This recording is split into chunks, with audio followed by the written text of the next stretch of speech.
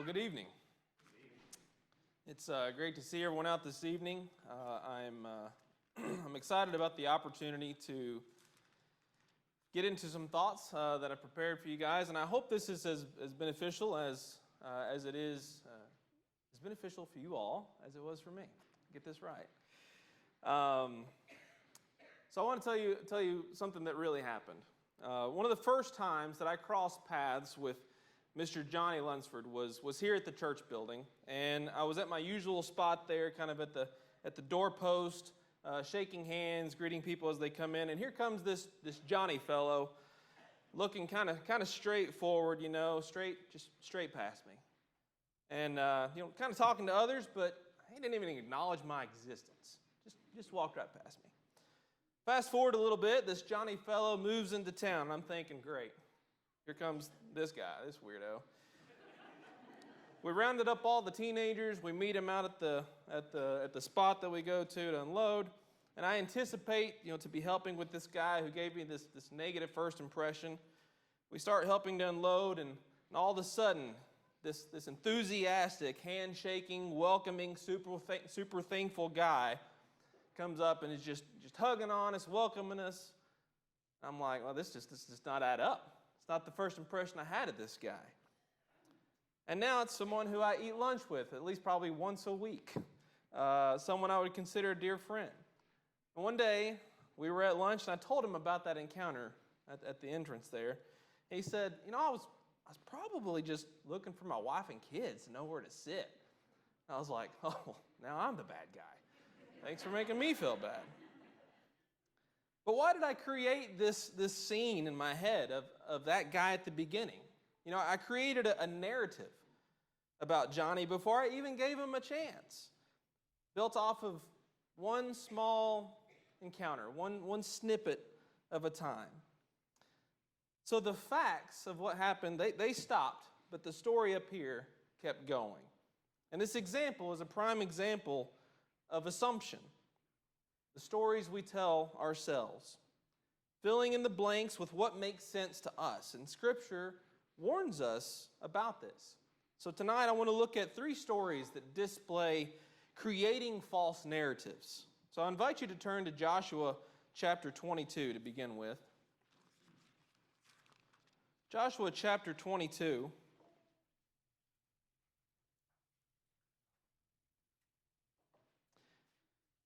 In verses 1 through 5, we're not going to read all these, but I'll highlight some of these. Joshua gathers the tribes of Reuben, Gad, and half of Manasseh here, and he's commending them, and he's encouraging them to keep the commands of the Lord as he's getting ready to send them across the Jordan there.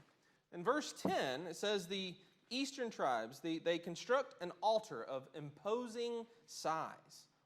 Now, that's the facts up to this point in this reading. That's all anyone knows. But the rest of Israel hears about it, and they start talking about it. And immediately they create a narrative. Well, this must mean that they're rebelling against God. This must mean that they're abandoning the Lord. This must mean that they're creating a new religion. And up until verse 13, not one person asked. Not one person sought clarity.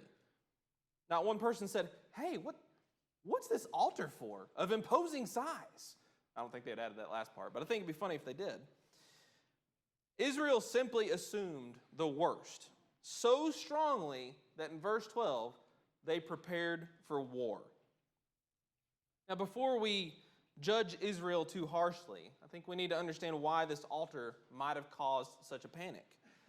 It wasn't just some random overreaction, I don't think. This wasn't Israel being dramatic. It was probably much deeper than that, because God had already commanded Israel to worship at the altar he appointed. Throughout their history, unauthorized altars had become symbols of idolatry and rebellion. So their concern wasn't irrational. It was just based on past experience, past exposures. So when they saw an altar across the Jordan, their minds probably filled in the blanks with, here we go again. They're drifting, they're compromising, they're creating their own worship. Would that thought process be irrational? I don't think so. I think they were reacting to real fears, but with incomplete information. And when the facts stopped, the story kept going. Now imagine that scene. Verse 13 here, Phinehas and 10 chiefs, they go to talk to those tribes. The entire Israelite army is lined up, shields, spears, war paint, ready to go. And then they hear this. What? No, this altar is not for sacrifice. It's not what you think. This is a memorial. This was built as a sign to us and to you and to generations to follow that we belong to the same God. And my brain works a weird way. I just like to picture this scene, and this guy in the front row of Israel's army, this one warrior who slowly begins to lower a spear and kind of step back into the flanks and says, "Awkward. What have we done? What are we doing here?" And how many times have we spiritually marched into battle only to realize later we blew it out of proportion? How many times have we reacted without asking, before getting clarification? So this scene is lived out in many forms and fashions in our own lives, and we can be guilty of taking 5% of the information, 5% of what we see in passing, and creating 100% of the narrative through our own flawed logic. And many times that narrative results in hostility, spite, discord, hurt feelings, or anticipated ill intent. Here's an illustration, pretty simple. A high school student sees her two friends whispering and glancing in her direction, and she instantly thinks, they're talking about me. Her stomach drops, she withdraws, she avoids them, and later she finds out that they were planning a surprise birthday gift for her. One assumption changed her whole emotional world over something that wasn't true. So we see things like this, we experience things like this, and it all points to quick judgment, quick assumptions. But Joshua 22 teaches us a lesson that we can ask before assuming. Seek clarity before convincing ourselves of a false story.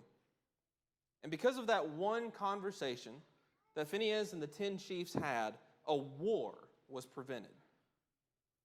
Just like, with some clarity, through a vulnerable, open, and honest conversation, we can save a friendship, a marriage, a church relationship.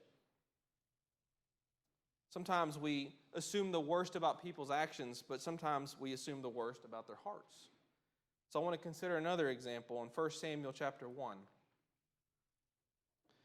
In 1 Samuel chapter 1, and primarily verses 7 through 12, we read this story of Hannah.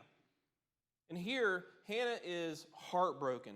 She is grieving deeply. She is praying silently. Her lips are moving, pouring out her soul before God. She's doing the right thing. She's seeking the Lord. She's crying out in desperation. And Eli, the priest, he sees her. Now, he doesn't know her pain at this point. He doesn't know her story. He doesn't know her prayer. He doesn't know her heart. But he sees her lips moving. And whatever that painful moment looked like, combined with her lips moving, gave him a narrative, which led to him saying, what? How long are you going to be drunk? Put this wine away. Now, I don't think that Eli was necessarily trying to be cruel. I'm not sure if he was trying to shame her. I'd like to think this was not an attack on her, but he saw behavior, he filled in the blanks, and he reacted to the story he created, just like we often do. He interpreted her emotions through his assumptions, and he got it wrong. I'm going to give something that may hit home for you. Men, have you ever asked your wife what was wrong because she had that look on her face? And you know the look I'm talking about. It's that kind of stern, super focused, but furrowed kind of look. It kind of reminds me of a coiled rattlesnake, just to be fair. You don't know what's going to happen. And you say, "What's wrong with you?" Or what's going on? What's wrong? Why are you mad? Wrong question. Don't ask that. May not have been mad. May have been a long day. Kids may have been exhausting. There's a lot of whys behind what's going on the face. But we see that face, we draw a conclusion. That looks angry, so therefore, you must be angry. So I'm going to accuse you of being angry. And if you weren't angry before, you're angry now, right? Lesson learned. There is no recovery from that, by the way. Boys, you learned that. But I love something about this story in Hannah's response, because it teaches us kind of a backside of this. Not only are we seeing a picture of assumption leading to accusation, we are seeing the accused respond in humility and in grace. We cannot control someone's assumptions, but we can control how we respond to being accused. I am a sorrowful spirit. I'm a woman of sorrowful spirit. I'm hurting. And that's in verses 15 through 16 there. Actually, you know what? Let's read that verbatim, because it just really brings a lot of weight to it. Verses 15 through 16, she says, Hannah answered, "No, my Lord, I am a woman troubled in spirit. I have drunk neither wine nor strong drink, but I have been pouring out my soul before the Lord. Do not regard your servant as a worthless woman, for all along I have been speaking out of my great anxiety and vexation." I have to wonder how this impacted Eli. That's speculation, of course, but I do wonder if that moment made him pause and be a little bit more self-reflective about just throwing accusations before assuming things. Throwing accusations without getting the full story.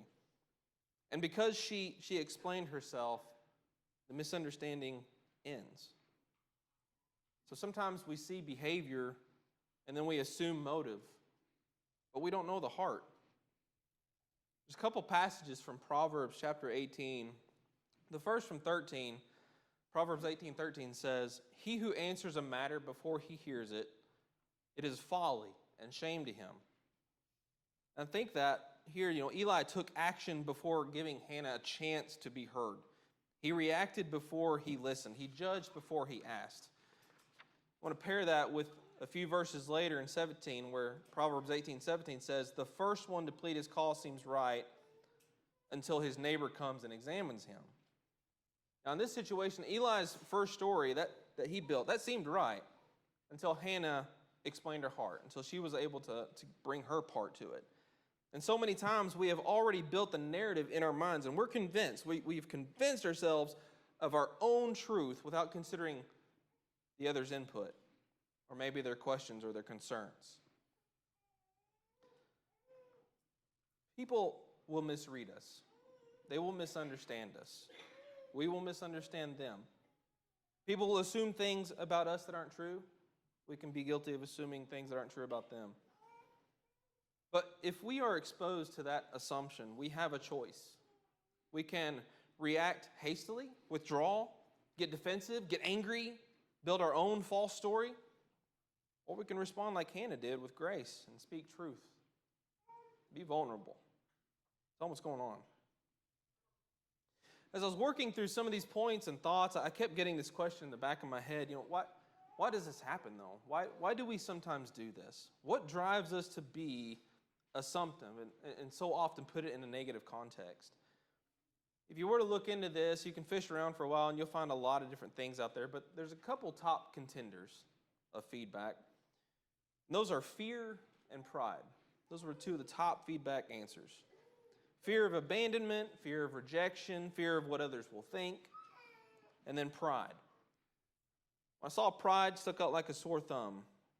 Pride from maybe deflecting, avoiding reality, avoiding responsibility, or avoiding consequences, blinding us from thinking about what we have created as a false narrative. I think assumptions most often grow from pride. Pride would say, I already know what they mean. I already know the rest of what you're going to say and where you're going with this. I don't even give an opportunity for them to finish. That's pride. I appreciate Noah reading James. James tells us to be quick to hear, slow to speak, slow to anger. You know what assumptions do? They reverse that. They're slow to hear, quick to speak, and often quick to anger. So one conversation, listening patiently, giving grace, can prevent a lot of hurt and pain. The last context I want to consider tonight gives us a perspective of creating a false narrative about ourselves, and it ties in well to the pride points. This is in 2 Samuel chapter 12. We all are pretty familiar with this story. Nathan is telling a parable about a rich man stealing a poor man's lamb. And I like to kind of picture again in this scene in my mind where David is sitting on the edge of his throne or standing with his fists clenching harder and harder as this story is unfolding. The narrative he is hearing is about someone else. He's not yet captured the parallel. And David becomes furious and he says, "What? That man deserves to die." And then that's when Nathan says, "You're that man." And in one sentence, David's entire narrative, what he had created about this other man, collapses. Every time I reread that story, I try to put myself in David's shoes. And I wonder, is all the pain going on in my life? Is all the misunderstanding going on in my life? Are all these tears and sleepless nights and chaos, is this, am I the guy? Have I been humble? Have I been reflective? Did I give grace? Did I hear the full story? Did I make sure that I understood it?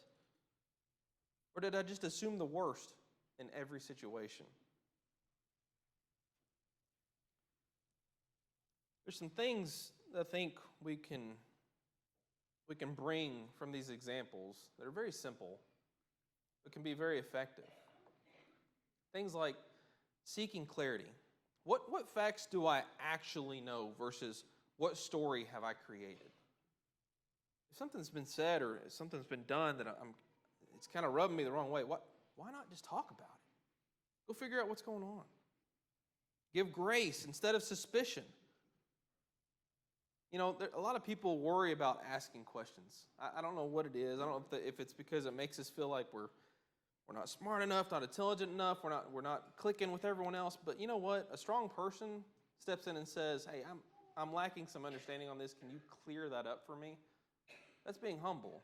That's saying, I want to make sure I understand this for all of us. I may have misunderstood. And being humble in general, letting God's word guide our hearts and our actions.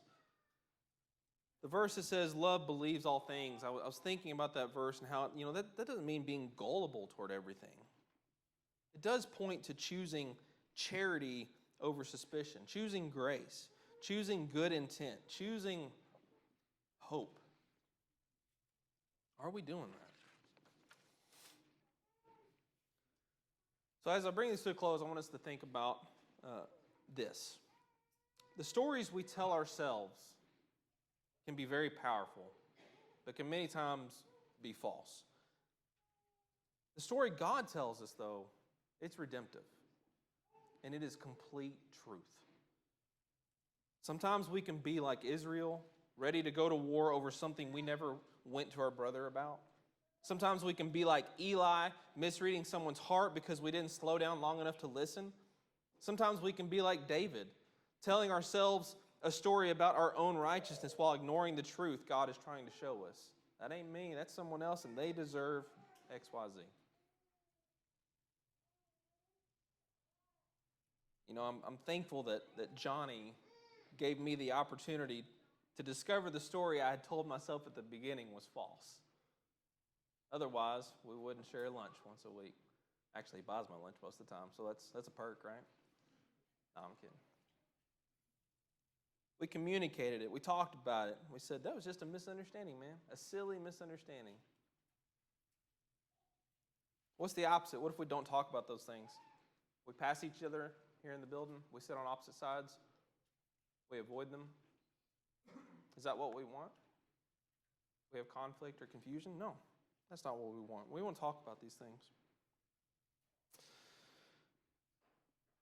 Some of these things destroy friendships, some divide churches, some damage marriages, and some keep us from seeing our own hearts. And God invites us out of false stories into His true story. A story where grace replaces assumption, where clarity replaces confusion, where humility replaces pride, where forgiveness replaces resentment, where truth replaces fear. And that is the invitation. I hope there's been something that I brought that may have pricked your heart. These are things that I think affect all of us in some form or fashion in our lives. And now we know that there is a way we can respond to better our relationships, better our friendships, grow in love. If there's anything you are struggling with and you need prayers for, please come forward as we stand and sing. We'll pray for you and with you.